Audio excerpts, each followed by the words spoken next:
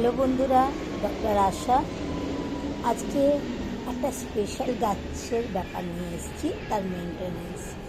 Rubber গাছ এই যে দেখতে পাচ্ছেন, এই যে রাবার গাছ এখন অনেকেরই ঘরে, কারণ আমরা এখন অনেকেই ইনডোর প্ল্যান্ট রাখতে পছন্দ করি। এবার এই ইনডোর প্ল্যান্ট এই রাবার গাছ ঘরের জন্য খুব উপকারী। এই রাবার প্ল্যান্ট হচ্ছে বায়ুকে শোধন করে, প্রচুর কার্বন মনোক্সাইড শোষণ করে, ফলে ঘর শুদ্ধ থাকে, ভালো থাকে। এবার এর বেশি কোনো মেনটেনেন্স নেই, সেরকম কোনো খাবার লাগে না। মাসে একবার করে আমি হাড় গুঁড়ো, শিংকুচি, নিমখোল মিক্স করে দিই। পাতাটা আমি মাঝে মাঝে নিম তেল আর জল মিক্স করে মুছে ফেলি, দেখেছেন বন্ধুরা এর পাতাগুলো। আর এইটাকে ইজিলি গ্রো করার জন্য এই যে দেখুন, এই যে পিঞ্চিংটা, এইটাকে আমি কি করি, এই যে এইটাকে আমি কেটে ফেলবো।